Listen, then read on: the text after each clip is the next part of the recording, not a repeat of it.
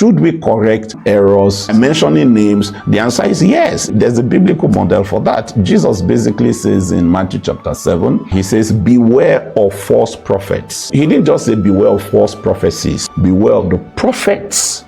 You cannot beware of people you do not know. So there is a place for dealing with the error that is taught, and sometimes it might be necessary to deal with the people teaching the errors. And it will usually be a matter of some kind of moral judgment. It's not cast in stone. But I think that, number one, you look at the seriousness of the error. Does it affect the fundamentals of our faith? Does it touch the heart of the gospel? Matters of faith, matters of redemption, matters of salvation. Does it affect soteriology? Does it affect people's relationship with God? Does it affect the person of God or Jesus Christ, Christology, okay? The divinity of Jesus. Those kinds of serious issues that are the heart of the faith, when those are the matters that have been wrongly presented, it's more serious, because then it can subvert the faith of people, as opposed to more marginal issues, like should ladies wear trousers, or should they have something over their head when they walk through the church. Those kinds of things are not as central to salvation as some of the other things I've mentioned. Yes. So you want to look at the seriousness of the error.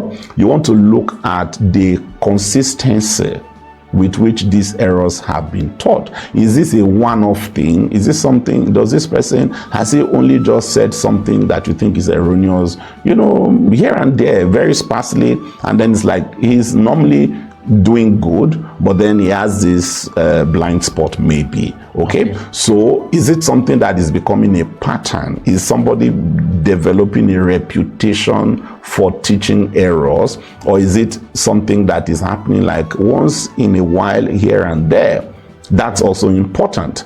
Then you want to look at, sometimes you want to look at the reach that the person has. What is the capacity for destroying the faith of people that this person has? If the person is reaching a very wide audience, it might also call for attention more than someone who is, just speaking to the choir in that sense. So these are some of the kinds of issues you weigh in order to decide whether you want to go all the way from talking about the error to talking about the person who is dishing out the errors. Paul, in his ministry, in the 2 epistles he wrote to Timothy, 1st and 2nd Timothy, Paul mentions the name of about 8 people. 6 of them were New Testament figures. Okay, he mentions Jane and Jambres, who were in the days of Moses. Okay, but he mentions a whole lot of other people.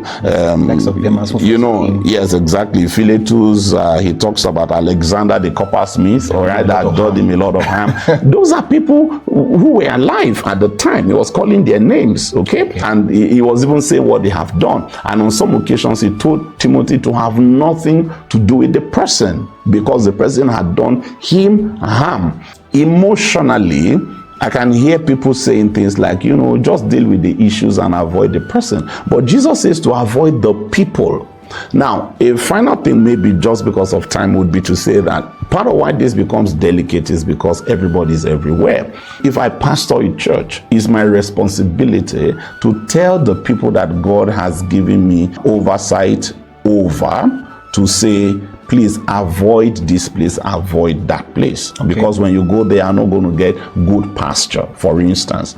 The problem, however, is that there's social media, for instance. So whatever you say to 20 people might be heard by 20 million people. Yes. And so the issue of authority is what I'm trying to deal with here. Like, who gives you the right to tell everybody who not to listen to? Because that comes up.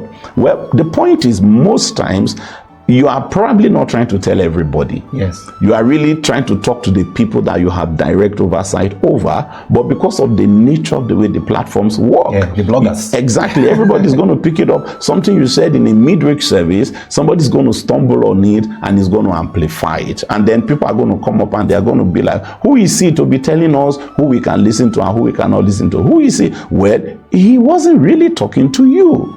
Maybe he was actually talking to the 25 people that he pastors, and he's trying to keep them away from straying into dangerous waters. And the other person that has spoken that error may have been teaching the error to his own 15 members. But again, there is internet. Yes. And so once something is out in the public space, it is okay to address it in the public space.